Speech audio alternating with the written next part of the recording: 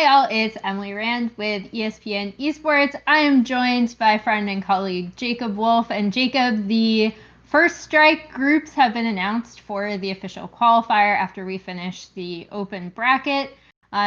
Group A is Cloud9 Blue, aka kind of the main Cloud9 team, Tenz's team, 100 Thieves, Luminosity, and Xset.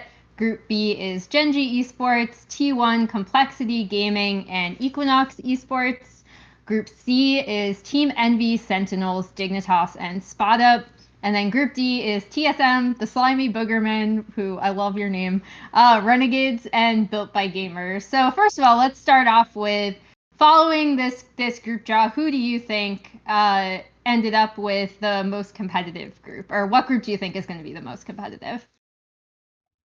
I have to point to A or C, and I'll qualify that for a couple of different reasons. So, like, if you look at Group A, I think it's really apparent that Cloud9 and 100 Thieves are the best teams in this group.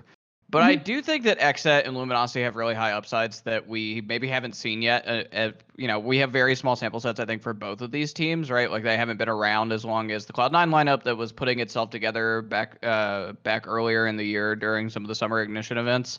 And the same with 100 Thieves as well. Like, we know what to expect out of Steel, Nitro, and Hiko, and now they've rounded out their roster with some other people that we were really impressed with over the summer in terms of Asuna and others. It's apparent who's the top of the echelon of Group A. But again, like, I think, and you and I have talked about this, like, I think Luminosity could be very, very good. I think that they're incredibly inconsistent, more generally. I believe they lost out to 100 Thieves in the qualifier, if I remember correctly, from last week. It was a lot of matches to like take in and digest, so pardon me if that's not right. But then also with Group C, Team Envy has been T1. incredibly impressive. T1, correct? Sorry. Yeah. No, I had to check too because all the matches they all blurred together. So I think together. I think it was Dignitas and 100 Thieves was the qualifier there.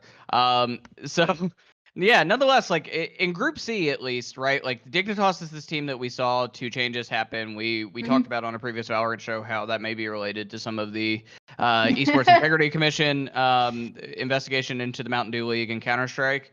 But I think the core of Dignitas that they kept are quite good, actually. I have a lot of faith in them. But Team Envy's been this team that is, throughout the entire summer, every event, it seems like they're getting better. And I think that we saw that as they got more and more competitive in some of the ignition events. I think that they are just continuing to ramp up. Like, they are a team that even before they were signed by this organization, I thought very highly of. And then Sentinels is the superstar laden, first, second best team, depending on what your opinion is throughout the entire year so far. You don't really have to talk about Sentinels much. You know what to expect out of them. They've shown up, and so like, Sentinels should get first in Group C. I was gonna say, I actually also think that Sentinels will be fine, but they had a very lackluster showing in this qualifying round, so I do want to point that out. I agree with you with Envy though, because the Envy C9 final was really, really good. I owe an apology to C9 actually, because I was really down on them. I was like, C9 is just typically this team where I always see their primary win condition, even when it looks like they're coming together, is always 10s. And in this final against Envy, and then in their match against TSM as well, I thought they really showed a lot more team cohesion. I thought it was interesting. Their Sova usage was pretty much only on Bind. And then they brought out the Breach instead, which I thought was kind of cool, what they did with a few of their compositions. But I think Envy played them like pretty closely. Obviously more on Ascent than the following two maps. But Envy is a team that both you and I think have been a big proponents of, even post roster change, immediate roster changes. So I think that group is really interesting. I also think, so in addition to Group C, I agree with you with Group A, but I actually think Group B is going to be pretty close. And it's because I guess don't believe in T1 maybe as much as other people have, and who knows, maybe they'll surprise me like C9, right? Like I went in last week when we were doing our Valorant show, like kind of finals preview of the initial qualifier, and I was like, I'm still not sold on C9, and they really, really showed up in a big way that made them look like a team. Group B with T1, even with their roster changes, I haven't been super impressed with their playstyle. I think you've talked about this, right, with CS players coming over to Valorant and maybe not adjusting to how like fast paced and aggressive it can be and how that can work. Obviously, they're still getting used to their new IGL. They're still kind of trying to figure out how they want to play, but I look at Complexity and I look at Equinox, who Equinox used to be China Win, and then Gen.G, who had a really good performances in the qualifier. And I'm thinking that Group B could actually be pretty close. I don't know what you think about that. Yeah, I don't disagree. I look at I kind of underrate Complexity if I had to look at one team in this group and then say like, yes, I think they have potential to be good, but I like don't want to hedge my bets on that. I agree with you on your T1 stance here. I think that this is like a prevailing thought just to like around a lot of people who have made this transition is that like Counter-Strike players at the beginning of the lifespan of this game are probably going to be the highest performance in most instances. I think people like Sinatra kind of break that mold in a sense, right? But Sinatra's just an incredible player of video games all around. Like he played Counter-Strike before he was an Overwatch League MVP, and came into the league as one of the biggest stars. So, I think that in the short term, Counter-Strike players are going to thrive because at the end of the day, it is just gunplay mechanics that are shared between Counter-Strike and Valorant. But the one team you actually didn't mention there that I am a huge fan of and have been all years is Gen.G. I think that Gen.G is incredibly good. I think, looking at the bracket from the qualifier of it, which, by the way, I don't know how much stock to really put in the qualifier. Just because like the fact that like top 16 generally qualified anyways, it was a weird format for sure. It definitely like I don't know how much we can really put into this something like that. But you mentioned about Sentinels falling down, but they fell down to Gen.G, who have again consistently been one of the best teams in all of Valorant the entire year. In that like top 6, top 8 category for North American Valorant teams. So like I'm super high on Gen.G, and I think that they should top out this group. I think that T1 does have a lot of high upside, but I think that they need to play more before they really unlock all of that potential as a team. And so I think the more and more tournaments we see them play, assuming they stick with these 5 players for an extended period of time and don't make any rash decisions, I think that they will get better. But if I'm a betting man, Group B should be a Gen.G led group, and I think that it will be competitive. But I do think Gen.G is just they're really well coordinated together. They feel like they're a team in a way that some of these others don't yet. Yeah, I'll say the main reason why I didn't mention Gen.G as much is because I actually fully expect them to get out in first in this group. But I mean that could be wrong. I'm looking at the other 3 teams though, and I'm like, again, maybe it's just because their past 2 showings I haven't really been impressed with T1. Obviously, they're still getting used to their new roster. They've had like I think they've looked overall better than before. I will say that. Like I like the way they look better now. I just think they still play a little too slow for me. I know I keep harping on that every week, but we'll see. We'll see. If I had to bet, I'd say that T1 are still making it out of this group as well. But I think that fight for that second spot could be really close.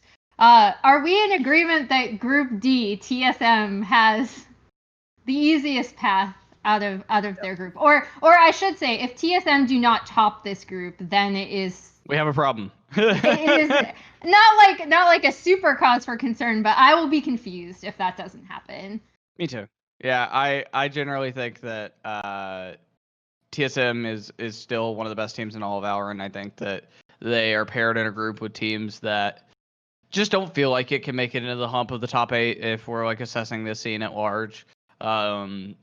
Yeah, if they don't top this group, I am going to be really concerned generally. I'm not going to say panic dump everyone, but nonetheless, like this should be pretty smooth for them, in my opinion. Their first match is against Built by Gamers. They will probably play Renegades, if I had to guess, in the winners match to qualify out. And if you can't beat Built by Gamers and Renegades, we have a problem. So who makes it out of each group? I think Cloud9 and 100 Thieves in Group A, although I wouldn't be surprised to be wrong on that, and see one of them smacked out. My guess would be, I actually think C9 has less of a shot than 100 Thieves. I'm pretty high on this 100 Thieves roster right now.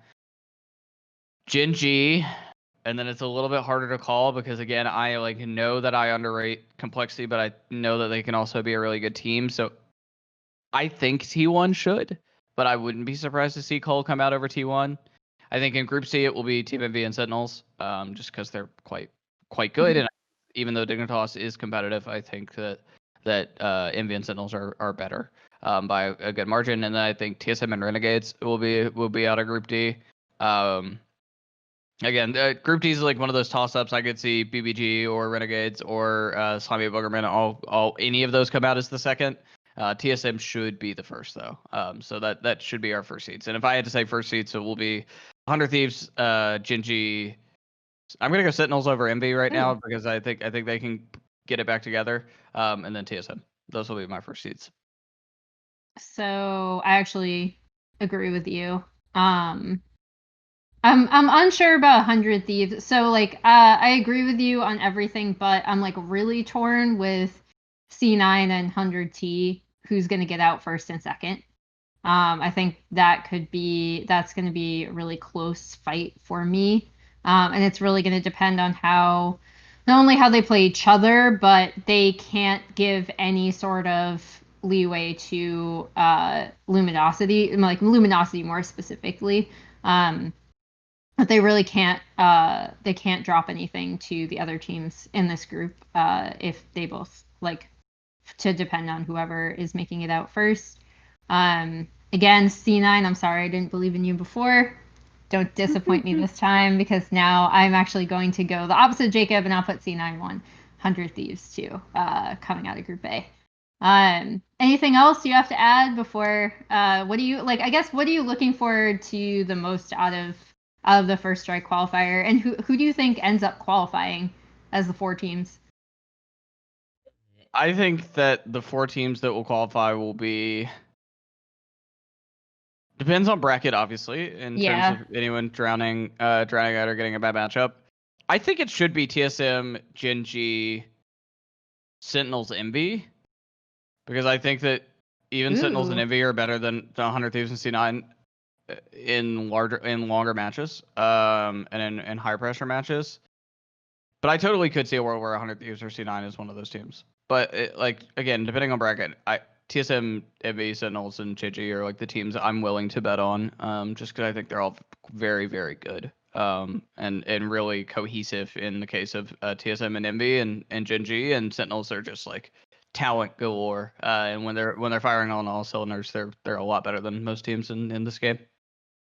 So now that I've seen C9 actually be something more than just kind of tens, dragging the rest of the C9 team. Like now that I've seen tens. Right. God, I can't believe we started that meme.